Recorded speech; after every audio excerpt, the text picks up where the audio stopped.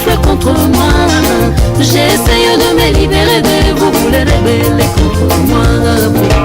Africa, Africa, Africa, Africa, Africa, Africa, ma liberté. Africa, Africa, Africa, Africa. Zambe liboso maile na sima tokobanga nini bande ko balandi ya ZM Television nyonso polele lelo tozoro belango présidence ya Union africaine RDC 54 ans après. Que devrions-nous attendre na mandat ya Félix Tshisekedi? Et ça va juste une année. Est-ce que tokozopé 100 jours na côté Union africaine to masolongo ko legandeni tozotalela tozozimele tozoka pe na kati ya bakulis que dans quelques heures ici bakopesa biso kombo à premier ministre akoyebana ba gesticulation pe za moins ebele bandeko ba pronostic pe c'est bandi donc to éviter ce qui système makasu ezongi to ezate makasu au côté ba bando somba makasu na to éviter ba quel sou ko somba makasu to makasu makambo makasu ici là donc pour Nzambe basi ba confier RDC. Est-ce que président de la République ko sala pe ba ko vandi la ba photo na ye to ndenge na minicho makambo eza ya ko benda bika to yebite nani yango ko bima premier ministre mais mama na likambo na biso lelo moboku na biso après création union sacrée Félix Tshisekedi président de la République azui présidence ya Union africaine définini eloko nini tokoki kozela na ye ezali question oyo na ko développer yango ngai moko te tozala elongo na maître Eli Kamalenga yende azali secrétaire général adjoint chargé à administration p question financière au sein ya parti oyo génération 4 yenda ko pese la biso pe na bolai pe bozindo lisolo etali présidence ya Félix Antoine Tshisekedi Tshilombo na tête ya Union africaine tokoki kozela nini na ye. Bonsoir maître. Bonjour maître. Bonjour, de plaisir Makassi. Tout le plaisir est pour moi. Je me sens bien chez toi quand je viens et beaucoup d'admiration. Merci beaucoup pour cette émission. Donc je suis à vous. Merci beaucoup maître. Ouais. Tobandi. Bomba bomba mabe. Autoroaka polele. Polele kaka. 54 ans après, la RDC est briguée l'issue présidence ya Union africaine. Sous règne ya Félix Tshisekedi. 5e président ya République démocratique du Congo. Okoki olobani. Non, d'abord merci pour Namutuna. C'est un homme providentiel. Félix Antoine Tshisekedi Tshilombo, son excellence. Il passe comme le 5e président de la RDC. Et aussitôt, il passe comme les tout premiers, il brigue un mandat d'une année au sein de l'Union africaine. Et aujourd'hui, il est à la tête de cette institution africaine. Donc, tous comprendre que, en anglais, born to be the king. Il y a Botama pour régner. Nous avons pleinement confiance parce que c'est un grand diplomate, un grand rassembleur. Il va essayer de jouer pleinement sa partition au sein de cette institution qui, jadis, beaucoup des années, a été critiquée comme le club d'amis, président, à pouvoir, donc, je crois qu'avec sa façon de faire les choses, sa diplomatie, il va essayer de voir comment réformer cette institution pour lui donner un souffle nouveau et surtout mettre fin à la situation. Il y a une guerre en Afrique, une mésentente entre les États. Avec sa diplomatie, nous espérons beaucoup et je crois qu'il va y arriver. Action nini oyo na présidence de l'Union africaine, au Félix Tshisekedi a proposé, il y a un impact visible parce que étant président de l'Union africaine, ce n'est pas seulement la RDC, mais l'Afrique Mobimba. Action nini to définit oyo en tant que président de l'Union africaine. Les défis est belé, notamment la pacification de l'Afrique. Donc, comme je venais de le dire, il y a des guerres partout, il y a des mésententes partout.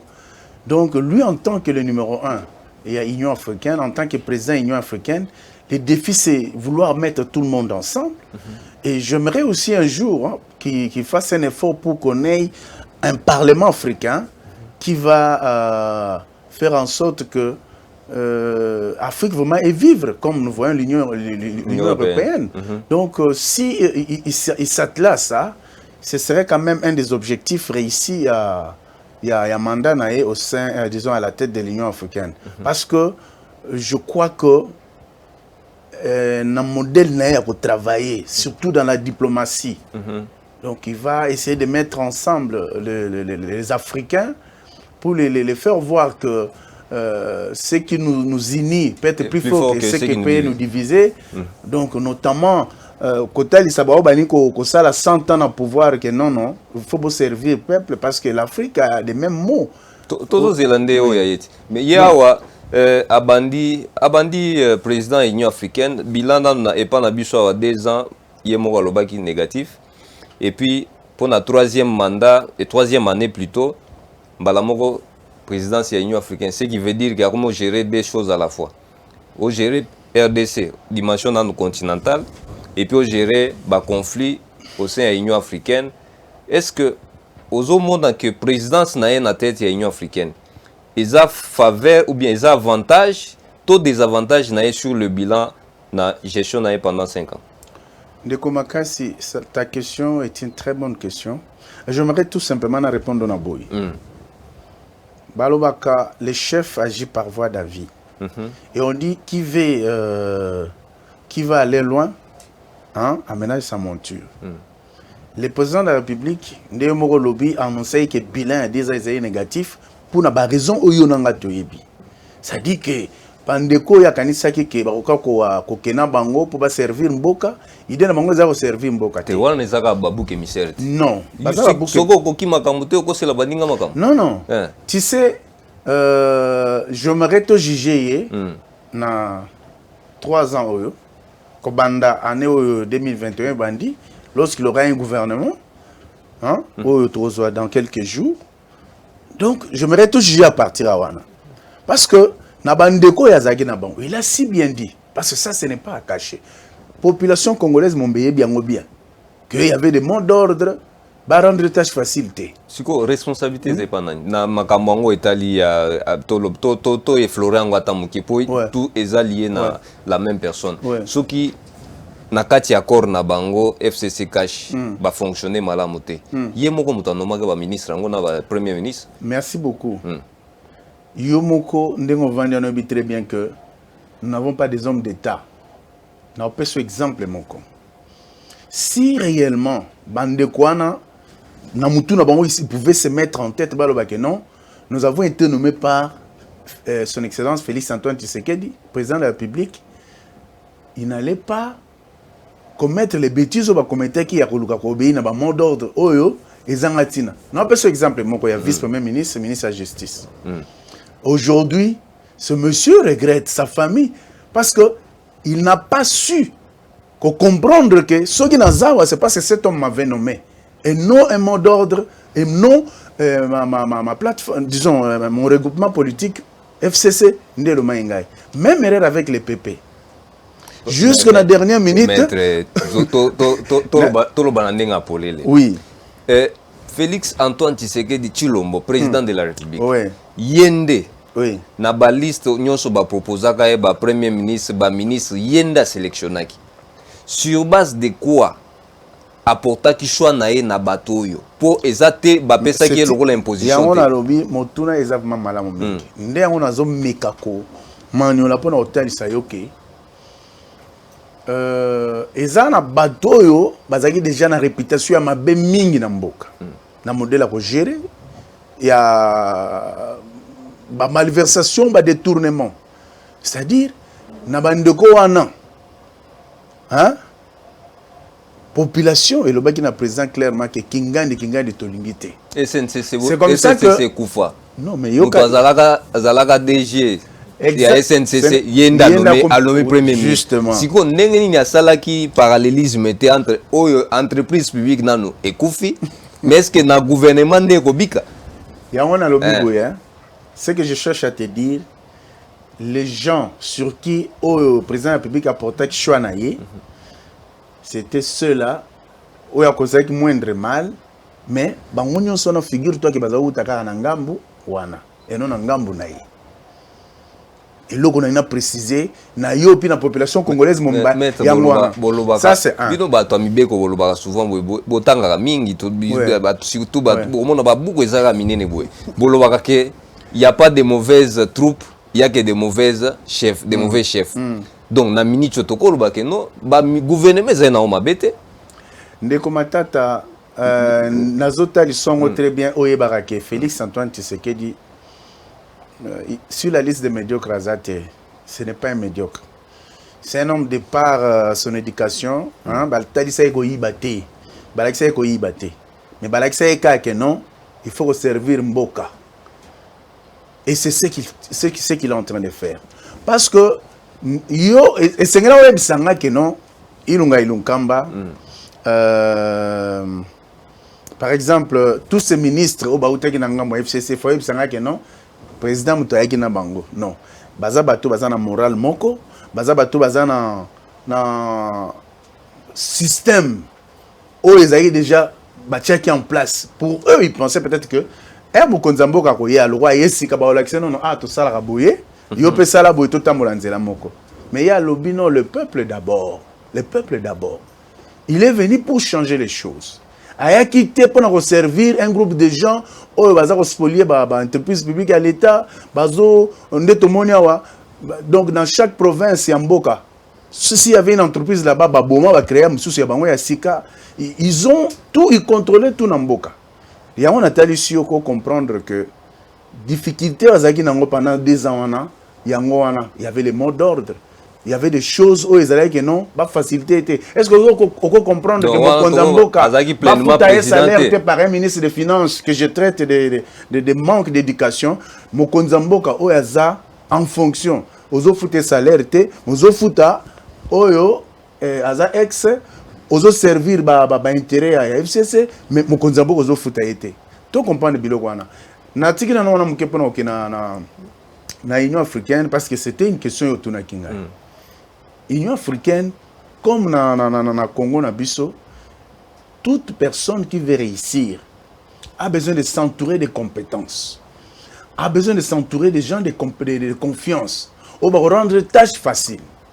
Et c'est ce à quoi je regarde les chefs de l'État na Minito pour leur repérer ces conseils. Que moi, Maître Eli Beni Kamalenga, au nom de mon parti politique, la génération 4. Je profite de cette occasion et de ces caméras, de ZTM Télévision et de cette invitation, Yande Gonanga, Plaisir Makassi, pour l'hôtel Isoboué, que pour pouvoir réussir mandat na yo, na 2-3 ans au etikali, na 2 ans na mikolo etikali, na mandat na ozobana na Union africaine, il faut savoir opérer de bons choix. Ba hypocrite tchabango pembeni. Les incompétents, il est grand temps. Il faut, la population congolaise est compétente,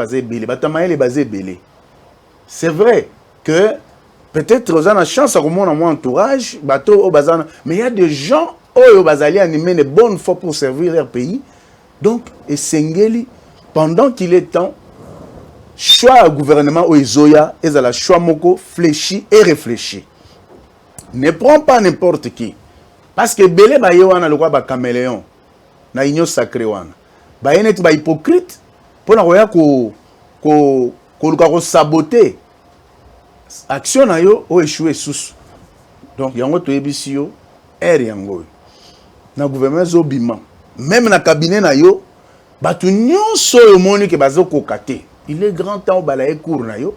Na gouvernement pour na bateau ba koki pour réussir. C'est qui a une délégation de 500 personnes dans l'Union africaine.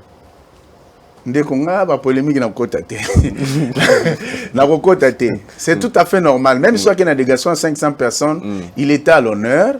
Hein? C'est le Congo qui est à l'honneur, ce n'est pas un problème. De l'État. Non, il n'est pas là pour saigner l'État. Donc, le président ne saigne pas l'État. C'est pour preuve. À Kendara Nangwa Zongisara. Comment on tient polémique? Ah, on a depuis que non, le roi est comme un cocotte à Bouzoba. A commencé à railler, bazon ici na Kimia, on a retard. On a un disciple à Kassavoubou. Donc, on déplace ici avant d'aller que non. Je ne le dis pas pour les flatter. Tomoni Bandeko Bozo appelle, s'il vous plaît, on n'est pas en mesure de prendre les appels en direct. Et écrivez seulement le message. Donc, veuillez seulement nous écrire Tokoyamba. Donc, beaucoup de message, Tokotanga message Nabino. Merci beaucoup en tout cas. Il en est de même pour l'Union africaine. Oui. L'Union africaine, il doit s'entourer aussi de gens. Vous allez même aider à réussir le mandat. Vous ne pouvez réussir que lorsque vous savez la force d'un chef, c'est son cabinet. Je vous donne l'exemple d'un ministre de l'Intérieur, je crois qu'il était à l'Intérieur, les frères Kakouji, les frères Amouzé. Que sa famille m'excuse, hein?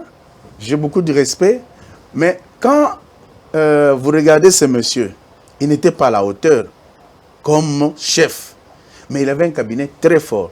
Et quand son directeur de cabinet passait, tu sens que le ministre, c'est celui-là. Parce que lui-même, il appelle les micros. Donc, c'est pour vous dire qu'un chef peut ne pas être compétent, peut ne pas être trop percutant, trop intelligent, mais lorsqu'il a un bon cabinet, ça lui suffit pour faire un bon travail et réussir sa mission. Mais il doit aussi écouter. Justement, il peut avoir un bon cabinet, mais tu ne vas pas me dire que les chefs de l'État n'écoutent pas. Parce que si on n'écoute pas... Tout le monde a conseillé ma boque na poche. Non, ne confondons pas la mauvaise éducation d'un individu avec l'essence d'écoute d'un chef de l'État ou d'un chef. Vous comprenez? Donc, tel que vous êtes là, lorsque vous êtes en présence d'un chef d'État, il y a une façon de se tenir. C'est quand même un chef de l'État. Et même s'il n'était pas un chef de l'État, quand tu es devant ton chef, tu dois savoir comment te tenir. Donc, moi, j'admire, j'aimerais le dire ici, un de ses amis avec qui on a travaillé une fois parce qu'il avait des problèmes pour les élections, c'est Gabin Tite Amoulopoué. Un vieux que je respecte, à qui j'ai beaucoup d'admiration. Un jour, il nous dit, ah, maître, nous... Le micro. Oui, nous, on a perdu notre ami. Hein. On a perdu notre ami. On ne pourra les retrouver que ceux qui mandat ici. Dis-moi pourquoi Agolo Belo Rwandais. C'est parce que Moutouana Zotala, de par son éducation, il n'a pas comme mon compte. Non, se comporter na été les araka là, oh, tout côté master, oh, tout ça n'a pas été non, parce que il se dit non, oh, a commis mon compte. Lorsqu'un conseiller, parce que Aza a mis un chef de l'État, parce qu'Aza poche, tonde moko le baramon na mai nanga, au bungi ki mwana mai, non, place où Eza que non era musala. Mais je vous dis, et je dis au chef de l'État de telle personne, mettez-les dehors. Place na bango Eza wanate. Donc, Toroki ko confondre mambote pour nos non, le fait pour un conseiller à Rochama Boko na poche devant le président, et le président n'écoute pas, non. Écoutez, ça n'a pas commencé à Kanaye. Et Bandina n'a pas eu sur la télé pendant qu'il y a Zoko Tanakati à l'audience. To décrier. Pour Bilore Bimaliboso, caméra, il y a un des salons en Ankoukou. Non, vous en avez raison, quelque part, mais et l'eau qu'on a épinglé pour notre que pour moi, c'est un problème lié à l'éducation, c'est un problème comportemental. Vous allez comprendre. Quand tu as mauvaise éducation, il te sera difficile de cerner. Hein? Tant il y a les locaux et tant il y a les locaux. Même lui-même, le chef d'État, pourquoi il a plusieurs conseillers? C'est parce que son image doit être transformée en fonction du domaine où il se retrouve. Il a un conseiller en habillement, il a un conseiller donc, sur la façon de se tenir, même à table. Et tout ce monde. Non, donc les seuls qui réussissent jusque-là, ils vont te conseiller en habillement. Ils vont réussir le mandat. Oui, que président Télémané, ils ont les lotés pour monter au bêta ou non, Mikolo, non, à Télémané. Ils ont le roi Bandé, Moussou, à bêta, à l'Icolo, bien, hôtel Nassé, fondement et BBC. Et à Télémané, bien. Bon, maître, to kende na moi Moulaï, président de la République. naza un peu inquiet. Na éviter nazo partager inquiétude nanga na bandeko pour ko éclairer biso po binonde baye boza na kati ya masolo politique boyebi makambo ndenge kindeke. A créer une union sacrée. Présidence de l'Union africaine. Divorce FCC cash. Donc, à ce na 3 zones où il faut à maîtriser, hein, à se concentrer, à faire effort pour atteindre les liboso. Sans compter dans nos IDPS, pour éviter ma maman d'engue sous la kuna. Total liboso. Est-ce que le président de la République, avec configuration de l'Union sacrée, vous croyez vraiment que ça et qu'on porter chance à réussir le mandat naé premièrement na 2 ans où tikalipo naé avec quelques jours na Union africaine parce que il y a plusieurs paramètres à cause de la modèle na matière à droits de l'homme na matière à gestion na matière nyonso est-ce que Union sacrée et koki kopé ça est côté ya bien au sein de l'Union africaine. Merci beaucoup de Komakasi. Union sacrée et copé ça, Mokonzambo kakota bien na mandat na Union africaine. Et nous baliboso oh faut que ça. Et ça que Union sacrée est le roman bêté. Et ça l'ikanisme roman lam. Parce que qui dit Union sacrée dit bosangani ya ba imboka ba leader nyonso oyo ya mboka. Quand le chef de l'État a lancé un message ya kobenga baimboka baya basangana pona komema mboka liboso ezali kanisi moko malamu makasi tolobaki yango biso génération 4 que pona biso likanisi oyo ya union sacrée ezali roi pacte social oyo existaka te o mukonza mboka ayenango mais ebongisi ko na bato ba comprendre parce que au monde Mondele na bamboka na yenyo sur place bango bazali bakoza la bazo s'affronter na likambo boye mais quand il s'agit du pays et le bien-être social mboka na bango basangana ka bazaka liboke moko mais a pa na biso batu bazaka donc bazaka donc doit exemple ndeko Fayulu pona ye Tshisekedi des ennemis jurés na ye or si c'est un homme d'état sokaza muto alingi Congo akota la bi non tokani te na ba élection na zuite ya zui maintenant total mboka na biso kende liboso parce que okuta ba républicain okuta ba États-Unis okuta ba républicain na ba démocrate ba s'affronter période ba élection ba comme tout ça mais area oya zui ba investir ba ngonyo so ba sala place moko te nani azagite Donald Trump azagite na investir à Joe Biden non ce n'est qu'un exemple. Hein, une goutte d'eau na oelekaka d'année en année. Vous comprenez? Bango bazana pacte social. Parce pas ça l'exception. Oui, ce n'est pas un problème. À cause d'une exception, selon ndenge Monica mais na lolenge na bango kozala. Bazana na pacte social. Les Anglais ont un pacte social. Alandi logolo ya Kondo Etienne Tshisekedi. Aza vrai disciple alors maître na bango nyonso zaka Etienne Tshisekedi. Trump. Non, Martin Fayulu. Non. Etienne Tshisekedi après ta serment côté na. Comparaître Etienne Tshisekedi na mana ndeko Fayulu te. Parce que eza lokola ozo comparaître je suis à la télé. Non, élève te. Non mais un mauvais élève, appliquer méthodologie à mettre na. Un mauvais élève qui est indigne de l'être. Oh, nandeni. Oui. Un mauvais élève. Mauvais élève. Parce que oyaye, oyazo sala, eza carrément mutema mabe. Vous comprenez? À s'opposer. Il parle au nom de quel peuple? Au nom de quel peuple lui parle? Bah, on va penser qu'il va voter. Non. On va penser qu'il est 63 selon lui. 63. Ndeko, j'étais au four au moulin dans la période de l'élection. Mais ce n'est pas notre thème. J'étais au four au moulin. Réalité de l'élection, à fond. Parce que j'étais au four au moulin pour le compte de l'IDPS. Vous comprenez? Donc, si vous bolingi, Ndeko Martin Fayulu a fait à côté de la union sacrée et opposition si on a nyanga au Kambon. Non. Qu'il vienne ou pas, on n'a pas besoin de lui là-bas. Mais ce qu'il doit retenir, c'est que nous devons avoir des hommes d'État et non des opposants ou des opportunistes. Obayaka, Moussana Mangweza Kaka, aucun à gauche va peut moi le meilleur, hein oye otie makelele papa ndende ko wana otozolo ba bande on suba le président zoata ministre moko ya FCCT donc to éviter au oui mais ça tu vois le problème avec le président c'est lequel c'est que c'est le peuple. C'est le peuple. Parce que tout une question pour na bandeko ba ocha maboko na poche. Hein? Na va se comporter beau. To quand il s'agit à nommer ba ministre dans le gouvernement Ilukamba ezaki nommé en septembre. C'est le peuple qui a dit au président ndeko boete. Et Bic rouge résultat ya oyoka peuple et pesini. Non, na lobi boye ndeko. Et l'autre nyonso ezara toujours na conséquence nango. Même union sacrée au piso tozolobela avant tokota na union africaine. Union sacrée tozolobela. On va pas dire que batunion so baye baza mabe.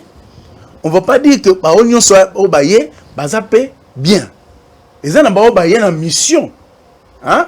Et rosala que bacha ba coq en jambe à réussir. C'est pourquoi tout à l'heure moni tu as attiré attention mon konzamboka. Tu peux essayer conseil nous génération 4. Tu peux essayer conseil.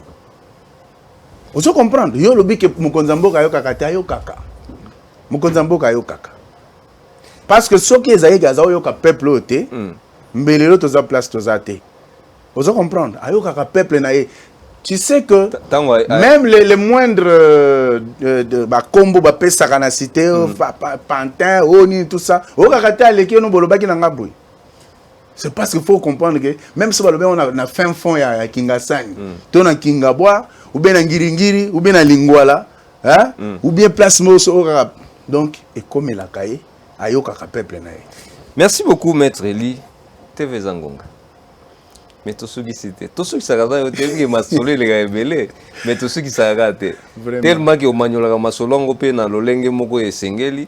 Bande kope bazana posa koyoka mingi biso pe za toujours na posa koyoka po mituna pe bota maka nyonso mais tokuta na pe malasi to développer tokuta na mozindo to développer on ndenga bulai. Merci beaucoup. Mais mutuna oyasuka avant to kabona génération 4 siko est-ce que beaucoup espérer pe beaucoup en ministère beaucoup en député est-ce que beaucoup en côte part toujours il a été. C'est-à-dire que souci mboka na biso souci à génération ya 4 ezali mboka ekende liboso. Donc selon motivation ya ndeko notre président national Gaston Fumu Chamba na bandeko nyonso yo tokambaka génération 4 souci na biso ya like hein mboka na biso ekende liboso. Na génération 4 tozana bana mboka oyo bavanisami kati na bwani ape mayele oyo baza compétent. Donc si il plaira au chef de l'État un jour à l'Obakeno ndeko songolo pakala ya génération 4 yaka vanda au servir mboka, nous serons d'accord parce que nous sommes en même toza capables. Donc lorsqu'on crée un parti politique c'est pas pour que nous vendons au Katambila. Mais elle peut servir cité. Merci beaucoup voilà. En tout cas. Maître Gaston, Maître Eli, n'a bien président Gaston. Maître Eli, je pense na mikolo misagoya to lukato solo la masolo Italie vision génération 4. Pour parti politique et créer un juste pour nous conquérir. Mais bino boza ko soutenir to boza pe ambition ko conquérir. En tout cas, ils ont mutuna to développer prochainement. Mais pour Nalelo, merci beaucoup. C'est moi qui vous remercie pour l'invitation. Je remercie toute la population congolaise en général et quinoise qui nous a suivis ce matin. Donc, tous en Ponabino, lorsqu'il y a un point de vue, tout le monde ici au biso baye, tout le monde contribuer pour l'avancement de Bokanabiso, nous sommes toujours disponibles. Chaque fois chaque fois en tout cas merci pour la marque de considération. Oui. Donc nous avons une audience tout à l'heure. Je me dis n'a quand même qu'honorer rendez-vous un grand merci. Na tiki bandeko bazo continuer na bino na honorer. C'est pourquoi nous allons yango peut toko retenir longtemps pour rejoindre peu bandeko force je crois victoire est assurée. Oui, c'est merci moi qui vous remercie. Bandeko balandi tosuki cité tozo yamba pende ko mosusu yepa ko pese la